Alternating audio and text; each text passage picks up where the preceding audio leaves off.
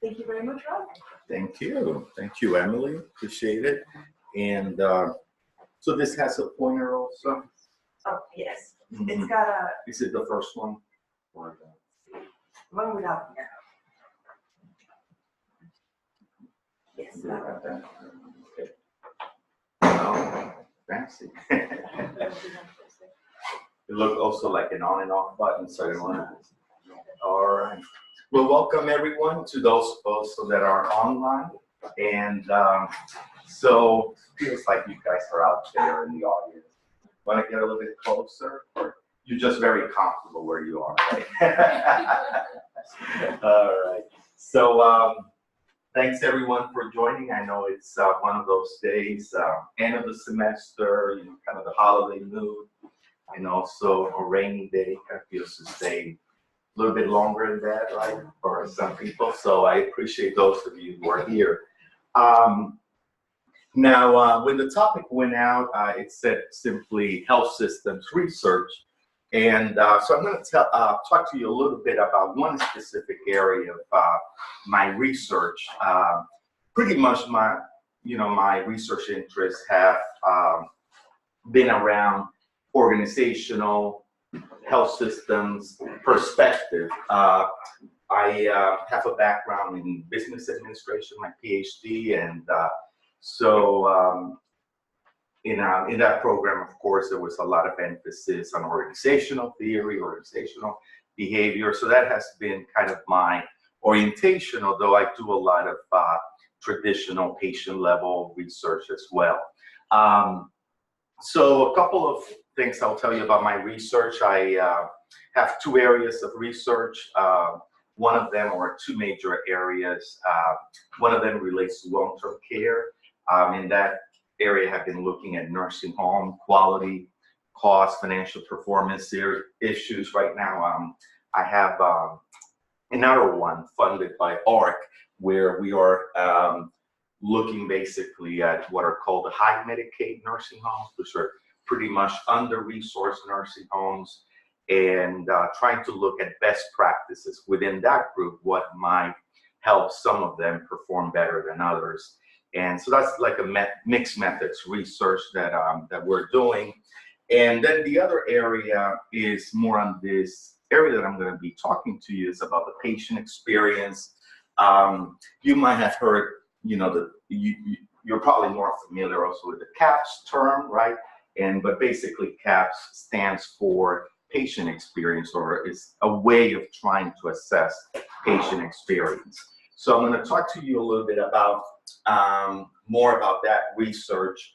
Another thing I want to mention is that also I'm co-director for the CHOT, which is the Center for Health Organization Transformation. And this is a center where NSF provides like seed funding, but with the idea of us engaging with industry partners. And that's why the whole network of NSF funded centers are called industry university research cooperatives, because the whole idea is bringing academia with industry to research problems in the field, challenges that industry is having. We have a lot of engineering, a lot of more industrial engineers in our group. Our focus has been, of course, more on the management side of things. But here with our partners, we have been looking at, for example, Allocare, which is a large home health agency in the state. They have been interested in issues of health literacy, how that might be a barrier to care, and how, you may strategies to address some of those barriers. Health literacy with UAB and Lakeshore Foundation, which is a group foundation for people with disabilities. They were interested in certain populations that have particular challenges when they get to the acute care. People with spinal cord injury, stroke, what happens after they leave the hospital, and trying to look at the transitions in care and trying to improve that flow of patients. Ultimately, of course, the idea is that they'll be able to become more independent. So that's one project, and then we're also working with a health system in Louisiana, Paloussa's health system, and in that case, the health system was particularly interested in lowering their C. diff rates, and everyone knows C. diff. I guess I forget what it stands for. I know it's a nasty infection, right? Anyone wants to tell me? Clostridium difficile? Clostridium difficile. Yes, thank you. And you can tell I'm not a physician, so but the idea has been to work with the health system there to kind of get at predictive models, of C. diff and lowering, ultimately quality improvement to lower those rates. And so just to give you an example, a few of the projects that currently our department, our faculty at UAB are working with health systems. There are major challenges, whenever you work with health systems. In our case, at least, we have experience, that oftentimes you have someone that is appointed to be our contact person and liaison, but sometimes that person is not necessarily at the top level, especially when you have a large organization. And so there's this disconnect, right, between what this person feels are the priorities and what the higher level leadership may feel. And sometimes you may be conducting research and the top leadership feels that they haven't been properly engaged, but then they're too busy, right, to necessarily be engaged on a regular basis. So that's been one challenge, whenever, well, at least in our experience working with health systems, keeping them engaged. Also, a lot of them face financial challenges. I know even UAB health system, not that long ago, they were facing pretty large deficit. There hasn't been Medicaid expansion in the state. So then they start looking, okay, what are the activities that we may be able to cut? So things like this are some of the things that are first for them to take a closer look and see what is the value added of these type of partnerships. So those are some of the challenges, in working with health systems. Today, I'm going to talk a little bit more from the research side in terms of how we have, it's a little bit more indirect, where, either government agencies, whether state, federal, health plans, and hospitals, they have been engaged at some level, not necessarily like a one-to-one relationship, but perhaps they have been having a growing immigrant population, and they're trying to see how they can address language barriers, cultural barriers. It could be, at the federal level, in terms of having guidelines. I'm going to be talking a little bit about what are called the class standards. So how can those standards be more disseminated into the field? So that's kind of been the level of engagement we have had with this type of research. But it's a little bit more in the traditional research that we would do, right? In terms of doing secondary data analysis, survey, primary data collection. So that's going to be what I'm going to be talking about today. So the first project I want to talk today, kind of setting the foundation, is about perceived discrimination and patient experiences with care. So this was one of the, I have been working with the CAHPS group since its ARC, basically the Agency for Healthcare Research and Quality, funded, the CAHPS project to develop these assessments and all that. So I've been working with the RAND team, which was one of the teams charged with this project.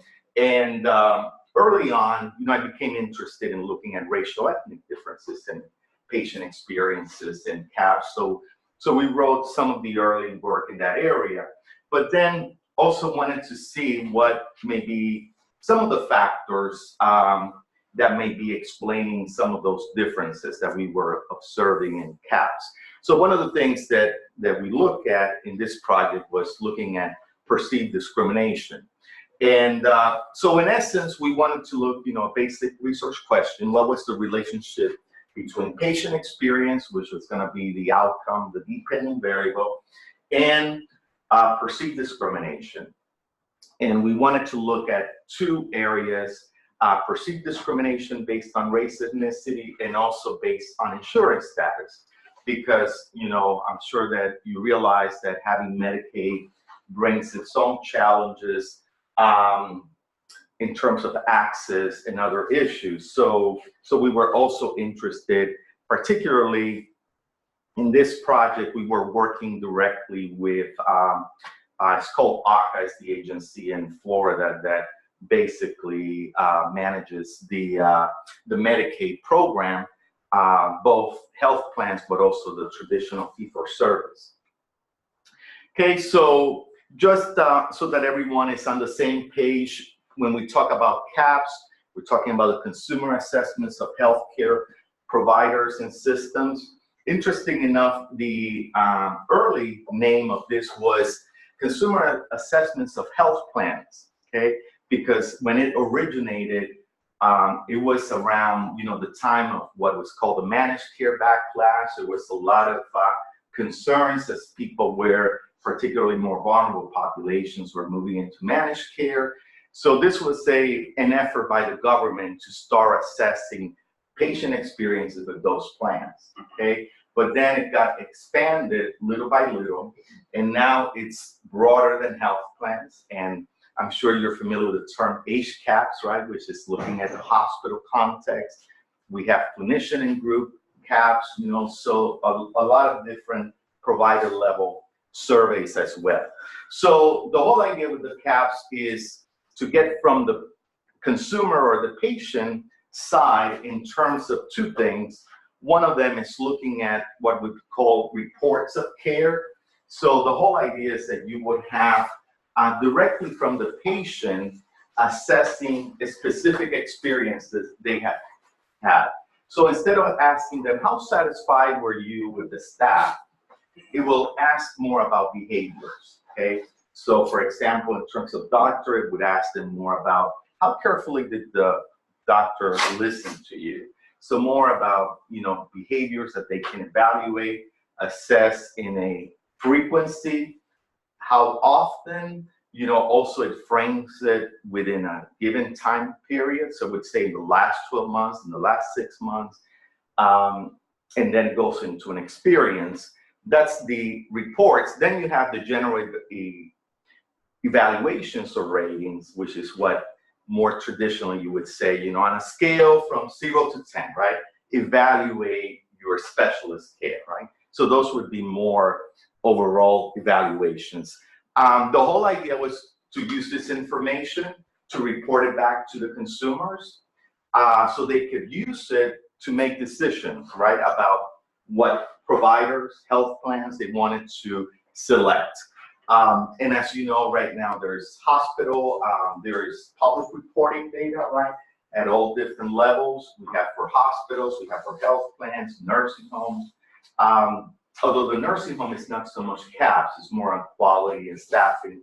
But definitely for hospitals, you can look up their HCAHPS scores, the same thing with health plans. I know, for example, Viva, Medicare, when they promote their plan, they have the top, CAHPS scores in the States. So it's been used, been used now also for marketing purposes. Okay, so in this particular survey, we had 4 reports looking at timeliness of care, getting needed care, provider communication, health plan customer service, and then we had these ratings that I mentioned from 0 to 10, or it might be from 1 to 10. No one gets a 0. So then as far as, so that was the outcome, the CAHPS measures. And in terms of the major independent variable, like I mentioned, we're interested in looking at perceived discrimination. And so, of course, there's been research especially the IOM report showing differential treatment.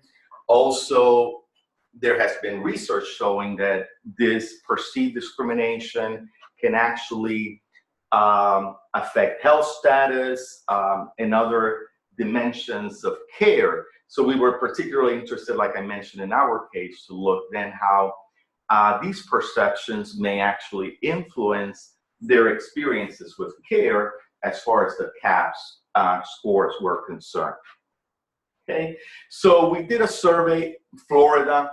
At that point, I was working with the University of Florida. We had a Center for Medicaid, which worked with the state. We were, the university was in charge of basically surveying all the Medicaid recipients. And in this particular case, we were looking at the non-HMO. They were part of the population under managed care or HMO, and then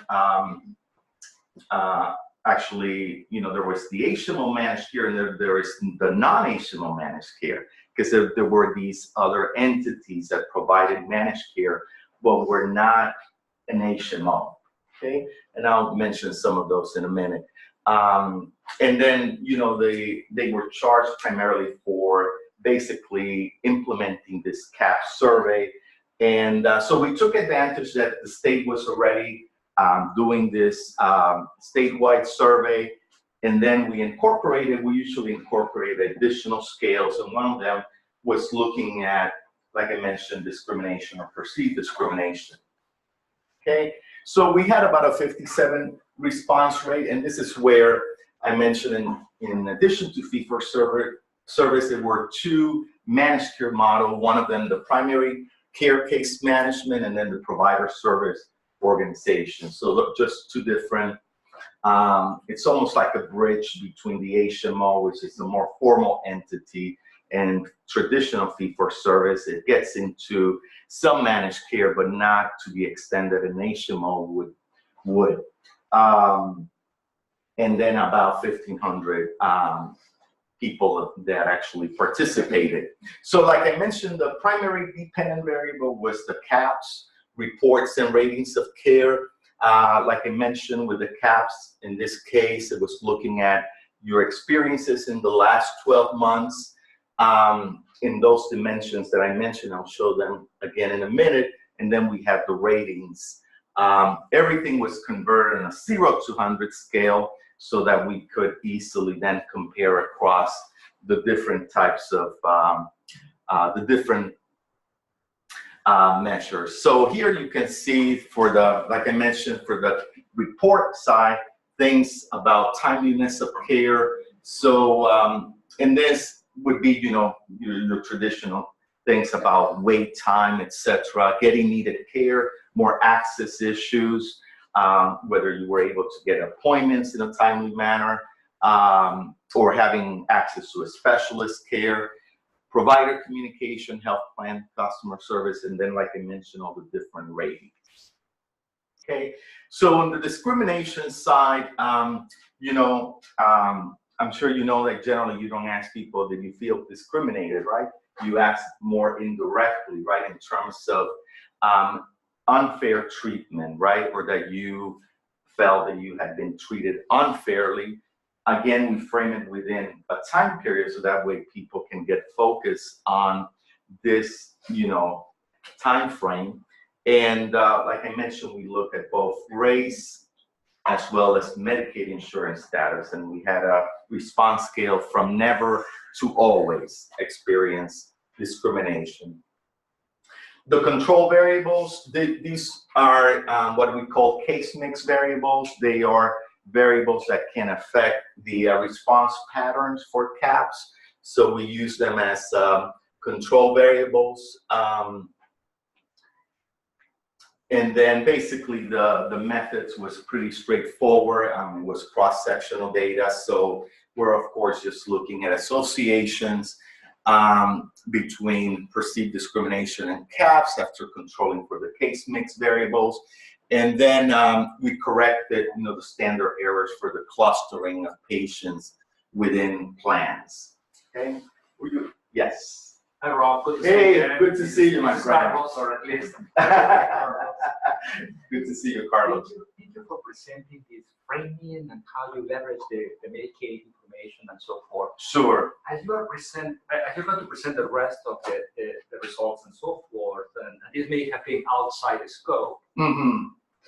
At some point, do you have any practice level data or concordance? Sometimes what I have seen, I'm not sure if this is data or not, that race and ethnicity concordance is a factor in terms of satisfaction. African Americans see in a purely white practice don't feel as welcome as African Americans Right. see primarily in the setting of the other patients they see or in the setting of their staff. And there may have been some data supporting that. So the question is, do you have any practice level data in terms of concordance, or that's outside the scope? It is outside the scope, Carlos, primarily because this was not the focus was not at the primary care side. It was more on the health plan side. Yeah, so it was more about surveying all the patients of these plans. So would that require additional? Yeah, but it's definitely a good question. We do get a little bit into that in the second part that I'm going to present, but more at the organizational level. Okay. Sure. Thank you for the question. So basically, here you can see some descriptives in terms of the percentage of people expressing perceived discrimination, and you can see here that the numbers, as far as race ethnicity, could go as high as 12% for those respondents that were Black and 5.9% for whites. And then for Medicaid, interesting enough, you had also Blacks were the highest, but whites were actually the second group. After actually other. We didn't necessarily have enough respondents for the other category, so we had to put them together. This would be Asians and other similar groups. Can I ask you a quick question about that survey on perceived discrimination? Was it done via mail or by phone or how? Oh, yes. Good question. Generally, with the CAHPS survey, it would be done by mail, then followed by phone.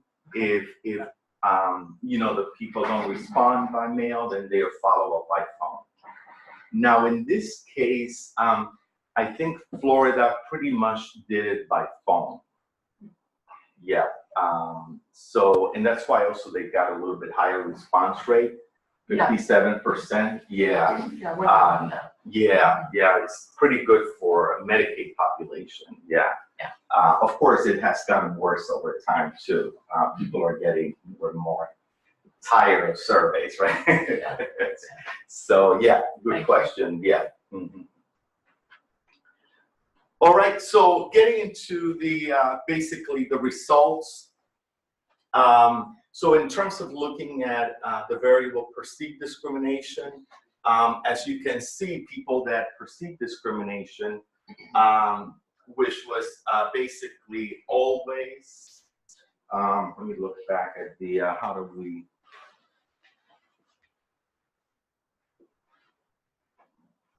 we basically had always and usually as those perceiving discrimination.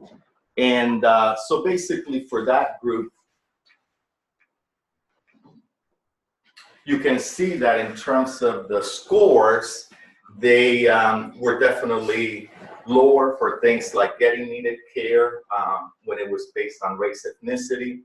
They were also lower for provider communication, health plan customer service. You can see across all the CAHPS scores and ratings, or reports and ratings, except for timeliness of care in the side of race ethnicity.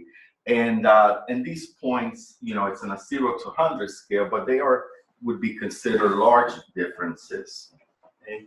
And so basically, we did find that relationship in terms of perceptions of discrimination, not just based on race, ethnicity, but based on health, our Medicaid insurance affecting, also their experiences with care.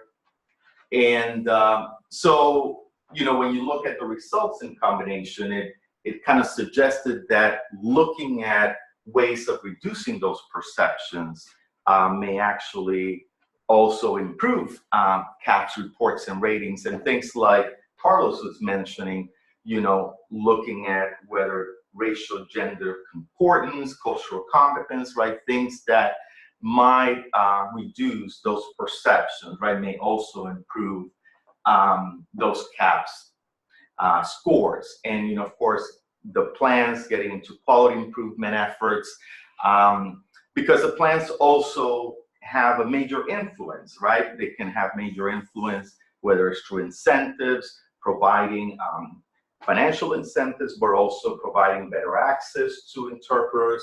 There's a lot of ways that health plans can actually incentivize for health as a health system, right? Improve the care for these diverse populations. And then also, suggesting the potential importance of looking at cultural competency from the patient perspective. So asking things about perceived discrimination, trust, all of these are important dimensions to be looked at that are not generally capturing CAHPS, but can get at cultural competency from the patient perspective. Okay, so I'm going to move to the second part of the presentation. Any questions on this particular one where it might be more fresh in your minds?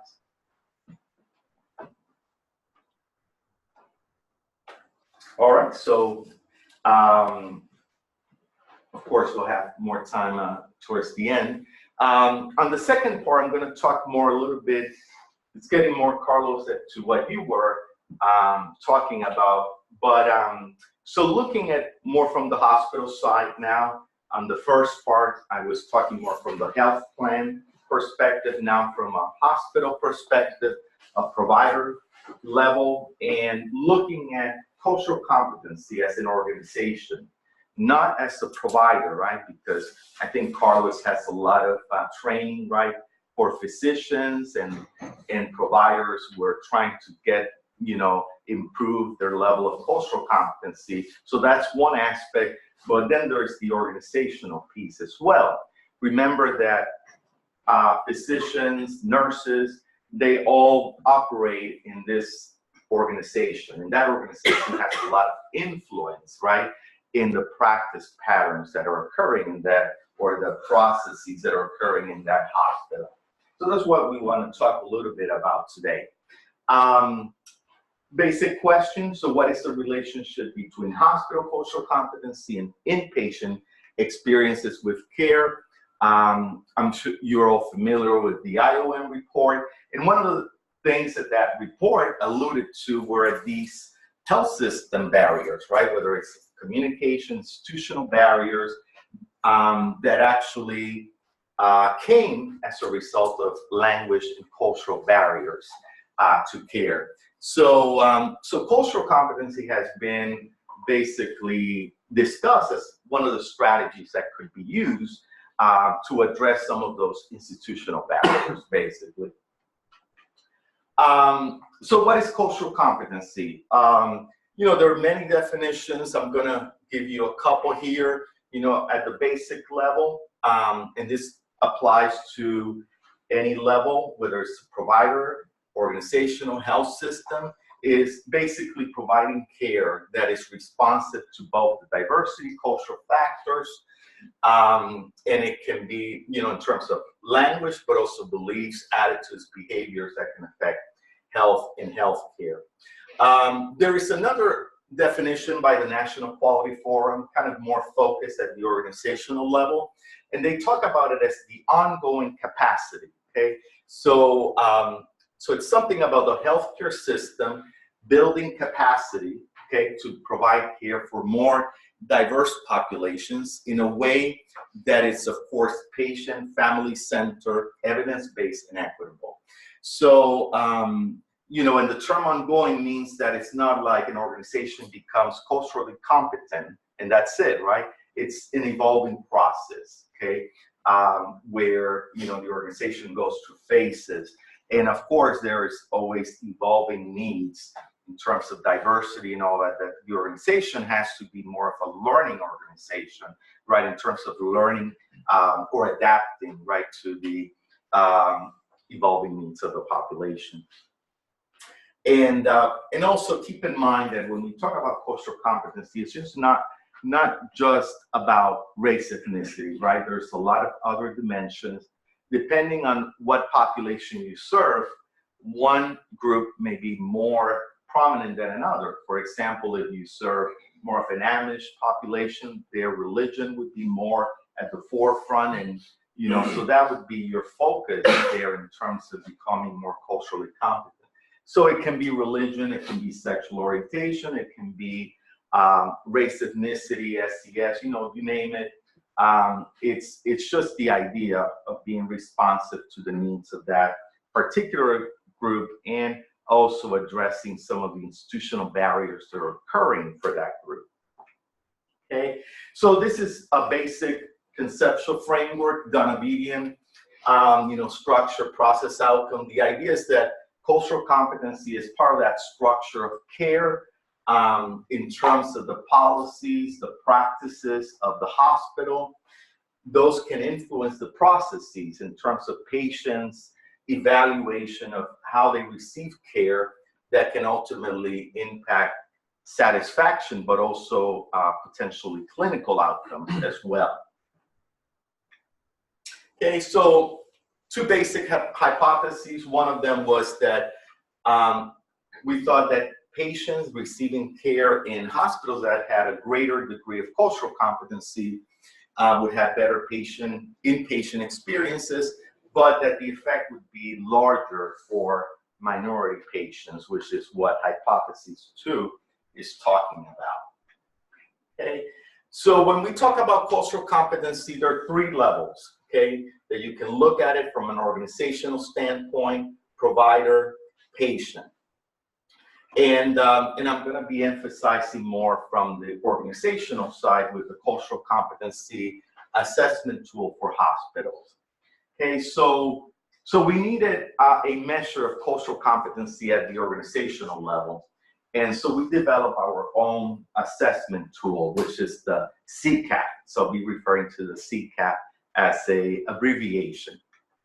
Okay, the whole idea with the CCATH was to look at organizational or cultural competency as a system level, okay, not just, like I said, at the provider level, but more as an organizational in terms of having these practices integrated through the system. We use 2 frameworks. One of them is the CLAS standards. We used the earlier version in 2001. There's another more recent version. And then we use the framework from the National Quality Forum, NQF, on preferred practices for measuring and reporting cultural competency. So the CLAS standards, you know, basically provides guidelines on policies, practices. How many of you have heard of the CLAS standards? Several of you, okay. So basically these are standards that are set forth by the US, the Federal Office of Minority Health, but they came about through a lot of stakeholder engagement, okay, in terms of providing guidance to health systems in terms of how they could address the needs of more diverse populations. There's a lot of emphasis on language, okay, but there's other things that are captured by these guidelines. And I'll give you some example based on the measures that we have. And then there is the NQF framework, and as you can see, there are 6 domains looking at leadership, integration into the management systems, workforce diversity and training, community engagement, patient-provider communication, and then care delivery and supporting mechanisms. So You know, the whole idea with an organizational perspective is that you want to have the leadership engaged, okay? It shouldn't be an effort that is isolated to one department. You know, this is the diversity department, right? You want something where the leadership, the CEO expresses, this is part of the values, this is part of our strategy. Otherwise, it's not going to succeed, right? Because the organizational members are not getting the message that this is really important. It's just being delegated to someone that does it, but it's not the same like when it comes to the leadership. So that, starting with the leadership, but of course, the workforce, very important, and the patient provider, but also the community. So it's, like I said, it's a health systems approach because it's trying to look at all these elements, okay, that ultimately influence care in terms of that patient provider encounter. Okay, so I know this is table is a little bit difficult to read, but you can see here on the middle, these were the subscales that we developed, and you can see, like I talk about leadership, strategic planning, data collection. You know, data collection is very important, having the data that can help decision making, right? In terms of your inpatient service area, having the quality improvement processes, all of this, of course, oriented towards issues of diversity. Having the human resources practices, diversity training. And when I talk about human resources, not just about hiring, but also about retaining, okay? Community representation, and then a lot of the interpretation services, which like I mentioned, very important part of the class. And then in the care delivery in terms of clinical cultural competency practices. And just to give you here some example of some of these measures. So if you look at the clinical cultural competency practices, asking, you know, in terms of the hospital, accommodating the ethnic, cultural preferences of inpatients, in terms of having appropriately tailored patient education materials, having formal mentoring programs on the HR, having flexible benefits, diversity training, or cultural competency training, depending on how you want to frame it, the quality of the interpreter services, because it's not just about providing the interpreter services, it's also about the quality of the service, right? Because if you just use ad hoc people that are not properly trained, that can be problematic, right? Translation of materials, and then the things that I mentioned about leadership. You know, ultimately you wanted it to be reflected in their strategic goals, that this is important, right? There should be goals related to the recruitment, retention of a diverse workforce, about provision of culturally appropriate services. So these are just some examples of the items that are part of this hospital survey, okay? And so this was our sample. We basically did a survey of all hospitals in California, and we had a response rate about 37%. You know, a lot more challenging when you're trying to get management to respond to these surveys. They were less likely to be part of a system, but they were not really different in a lot of the other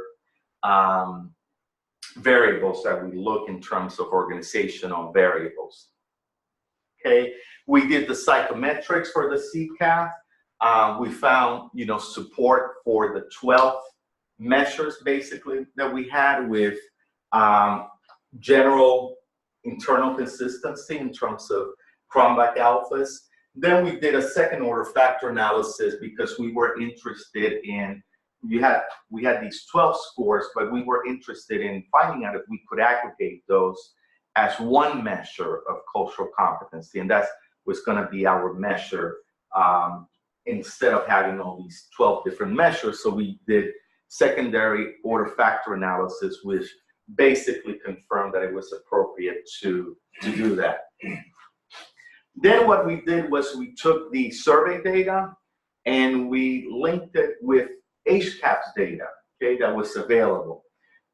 This was at the earlier stage of CAHPS where it was still not mandated in terms of reporting CAHPS, so it was still on a voluntary basis. But California was always at the forefront in this area, so they were already pretty much ahead of the curve in terms of hospitals providing this data. So when we merged the two, of course, the sample got significantly less, but we ended up with about 66 hospitals. They tended to be more not-for-profit, larger size, treated fewer Medicaid, and treated more managed care patients. Oftentimes, you know, and this is not just applicable to this, but any type of organization or research that you do, you tend to get more of these type of entities more likely to respond.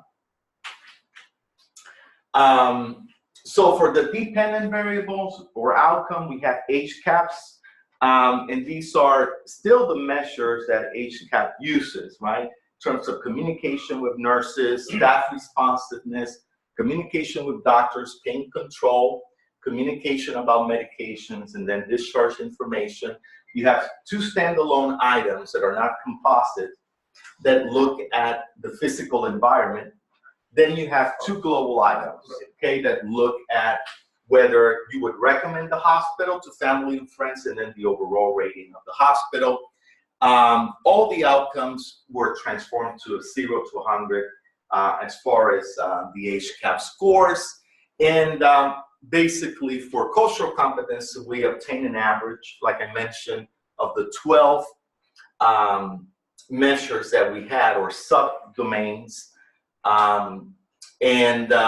The analysis was at the patient level. So we had a lot of control variables at the patient level, looking at race, language, but also case mix that I mentioned before, things like age, education. These case mix variables are the ones that are used by CMS basically in reporting the data. So we basically use two models, okay? These were, of course, they were hierarchical linear models. So we had a hospital random effect, then we had a fixed effect for the hospital degree of cultural competency, which is that average score that I mentioned, plus these individual predictors. And then we had another model looking at the interaction between being a minority and the degree of cultural competency to see if there was that differential effect for minorities. So here you have some descriptive statistics. As you can see here, when you look at the degree of cultural competency, so, you know, on average, they had about 64% of the practices were implemented by hospitals. Of course, there were huge variations, you know, on both sides. And then, you know, the CAHPS scores tend to be on the higher end, but even then you had differences, medication communication, as you can see on the lower end, as well as discharge communication. So these were just averages for the hospitals in our sample. And so these were the models. And as you can see here, as far as looking at the effect of one standard deviation of the CCATH score, you can see that it was associated with about a point higher in doctor communication, a little bit over a point for hospital rating and hospital recommendation, you know, but these were individual effects. When you look at the hospital level, you can see that the magnitude, it's more of a medium effect that can have on a hospital in terms of moving, because remember with the CAHPS, it's all about the percentile, because it's more about comparing you to your peers. So, you know, there can be a small change that can make a difference on how, you know, your data is shown in terms of your star ratings and all that. So this was just in general in terms of cultural competency. affecting primarily across all patients, affecting primarily, like I said, doctor communication, and then these general CAHPS, CAHPS, hospital rating and recommendation. When we look at the interaction, interesting enough, there was also an interaction with minority status, and it was more related to things like staff responsiveness, quiet room pain control, so more of the nursing level factors. So in conclusion, basically, we saw that, you know, cultural competency was positively associated with doctor communication, hospital rating, hospital recommendation. And for minorities, there was this additional effect in terms of the more nurse-related factors. And so in terms of, you know, managerial policy implications, you know, there is a potential business case for cultural competency, particularly given the policy framework in which we are, right? In terms of public reporting of data, you know, now hospitals, of course, are compared. So the more you can actually, you know, any little change that you can do on those CAHPS scores can make a big difference. So if you have a more diverse population, this may be a tool that you could use in order to improve those scores. Of course, there is no causality, it's only association, right? This was, it was only cross-sectional data, but particularly in the environment, of course, of value-based purchasing, now CAHPS is part of the reimbursement. So it definitely has become more at the forefront, right? How can we improve those scores? So through quality improvement activities, of course, can be, if you integrate these efforts, can be a way potentially of improving those scores by improving the care for diverse populations as a system, okay?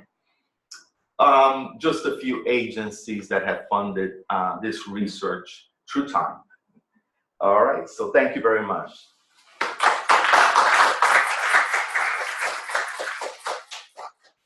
So I don't know, Jeff, how we do time? Questions, Jeff? Mhm. We're good.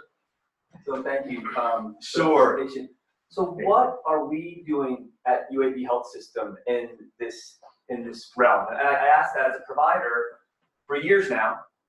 Every time I go into a patient room, there's a hand washing survey. And while that's very valuable and very important as an infectious diseases doctor, I would think doing some sort of end user survey around perceived discrimination across multiple dimensions, right? Race, ethnicity, disability, LGBTQ, you know, so that for an internal kind of QI process, if we're not assessing and have data internally, so I don't know, as a healthcare system, at the I see at the macro level with the surveys and that work, but kind of just thinking, you know, beyond required trainings and whatnot, what are we doing to really assess as a healthcare system how we're performing, number one, and number two, what can we do? How can we advocate to do more?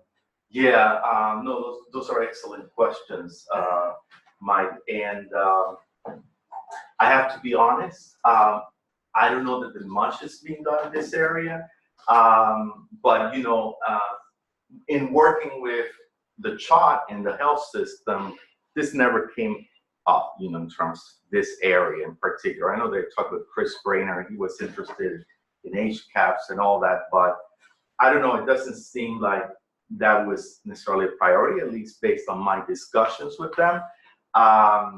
So, yeah, so, but you raised a good point in terms of how could we advocate more in terms, I know that with the clinic that I go here, you know, the primary care, they had a survey that asked a question about whether your religious, cultural needs were met, you know, but that's about all that I remember seeing, yeah. And I'm thinking back to when Jewel Halanich was here and doing some work, working with practices, it was interesting. A lot of times practices and clinic directors are very defensive. You know, they don't sometimes want the information. So just trying to think around getting around that. And if just wondering if a broader, kind of thinking about diversity in a broader context, maybe it's in some way less threatening, is just one. Right. And then the other idea about, is there a way to do this so that it is less threatening in an internal way for quality improvement? But it seems like there's so much opportunity. Maybe we can strategize more. Absolutely. No, I agree, Michael. Carlos, you were going to say something too? Yes, but I'm also need to keep my mouth. So if fellows have any curious particular question, please weigh in because it's important. Yeah. Anyone else in terms of your experiences? I don't know if any of you worked also with the UAB health system in some capacity, hospitalists or some other areas that you may have some perspective. I'm wondering if are you aware of some kind of study of cultural competency in universal healthcare system, like in Europe?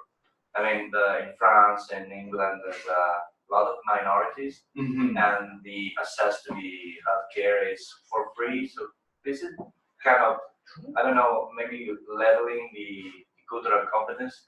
I was thinking that if you are not paying what you're receiving, probably you have a kind attitude of what's happening to you.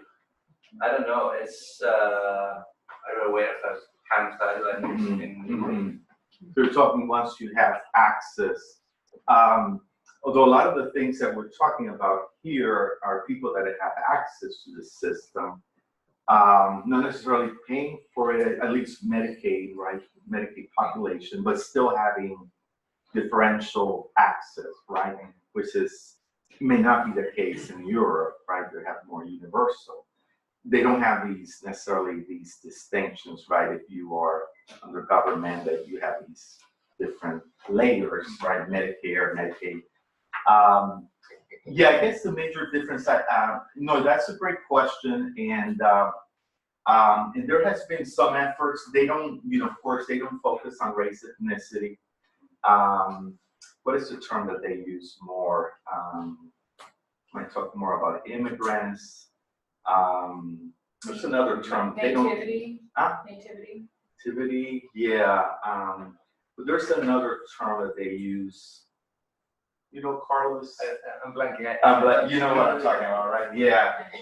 Because I know that I had a colleague presenting there on the CAHPS, and he didn't use the race ethnicity term.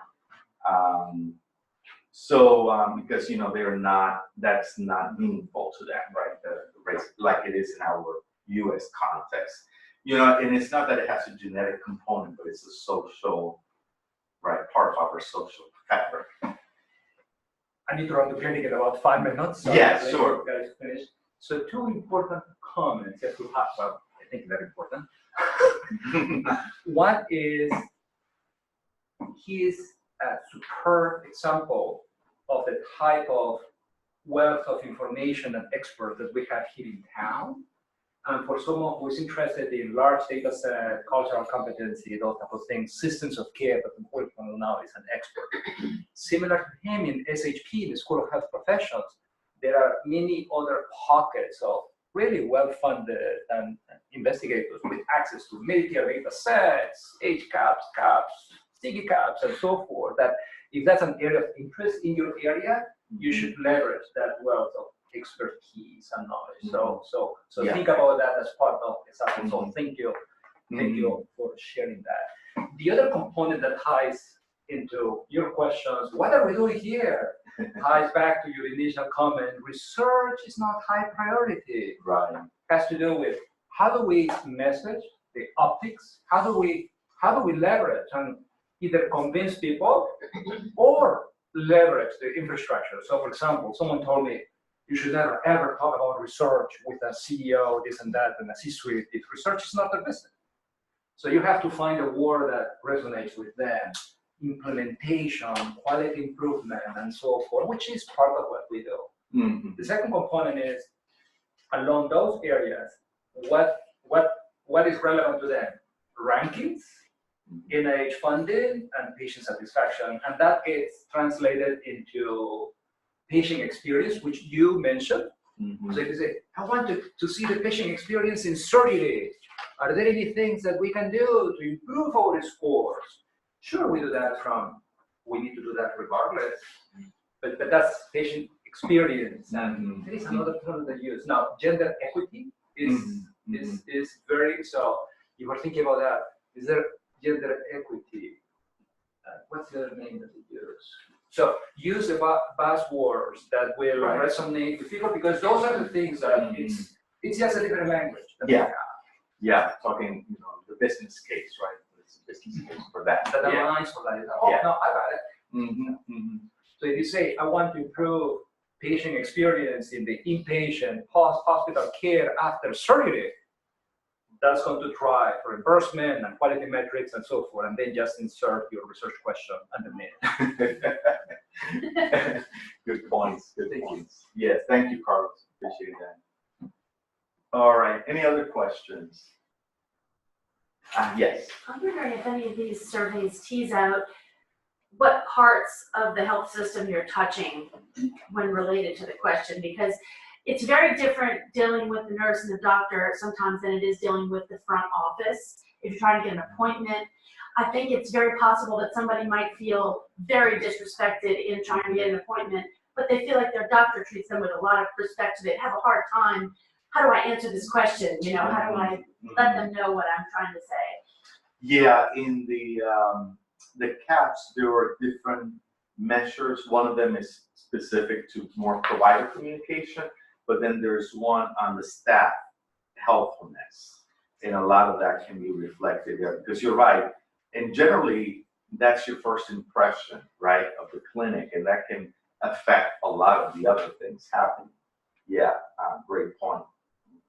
So there is a little bit of distinction, not perfect, but tries to tease that out a little bit. Yes. To Len's point and Carlos' point,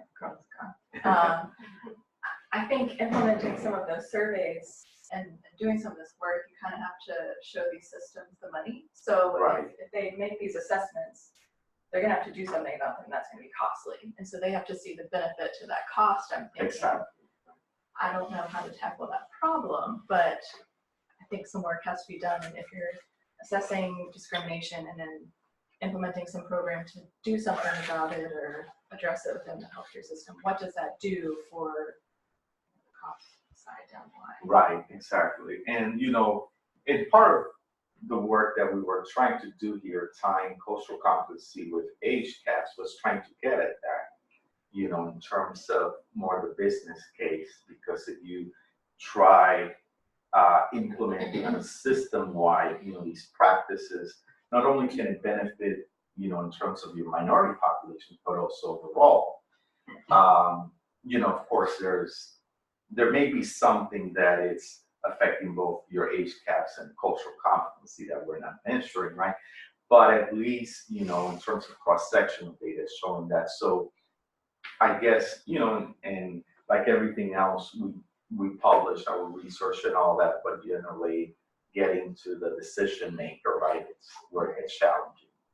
Yeah, but yeah, you're right. More studies showing not just age cap, but maybe it helps your financial performance, and you have to learn to speak their language. Exactly. Who might you work with to do that type of work?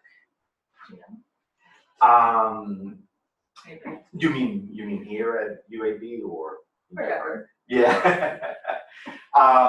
We're trying, in terms of financial performance, we're looking at a study right now, and it does show also in terms of financial performance. So we're trying to, publish that work. It was in a smaller, it didn't have a comprehensive scale like we had here in the CCATH. It was more of a subset of elements, but it still showed that things like diversity training and strategic goals on cultural competency was related to financial performance. So that's good. But yeah, I think the major challenge is in terms of looking at these relationships is that you have to assess the level of cultural competency of an organization, and having access to actually, there are barriers on that regard as well. Yeah. So yeah, so it's a complex problem, but I think, you know, to the extent, like you said, that we can frame it in a way that language that they can understand, you know, and I think as we're moving more to that value-based system, and to some way it incentivizes them to pay more attention, right? Because the model is changing as far as how they can get reimbursed. So it may affect also the admissions, you know, it may affect also these other things, right?